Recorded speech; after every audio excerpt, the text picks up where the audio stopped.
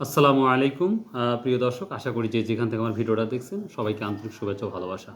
তো স্বাভাবিকভাবে আমি বুধবার আর রবিবার আপনারা জানেন যে আমি যেতে পারি না, তারপরে তথ্য দেওয়ার চেষ্টা করি। তো আজকে নাজিরপুর বাজারটা ছিল, কিন্তু খুব ব্যাড নিউজটা হচ্ছে নাজিরপুর বাজারে পাট নাই। এখন হতে পারে দুইটা কারণে, হয়তো কাজ এখনও আছে সেজন্য পাট বাজারে আসে নাই এইটা, আর দ্বিতীয়ত হচ্ছে হয়তো কৃষকের ঘরে পাট নাই।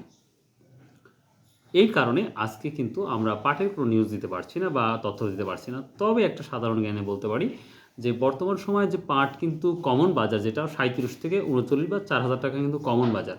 তার সাথে পজিটিভ যদি বাজার ধরি তাহলে ৩৮০০ থেকে ৩৭০০ থেকে ৩৯০০ টাকা, এটাই হচ্ছে কমন বাজার। অনেকেই বলতেছে যে ভাই জানুয়ারি মাসের ৮-১০ তারিখে দাম বাড়বে, কে বলছে ডিসেম্বরের ১০ থেকে ২০ তারিখের মধ্যে একটা ভালো একটা পজিটিভ দেখতে পাবো। এই তো অবস্থা বর্তমান সময়। তো আপনারা যে যেখান থেকে কমেন্ট করেন ভাই, আপনাদের অনেক অনেক ধন্যবাদ। আর এই সময়টা আপনারা জানেন যে বাজারে সত্যিই তুলনামূলক পাট অনেক অনেক কম দেখাচ্ছে, যেটা আপনারাও জানেন। তারপরেও আমি চেষ্টা করি বা করবো ইনশাল্লাহ, যেন সঠিক তথ্য আপনাদের সামনে দিতে পারি ইনশাল্লাহ।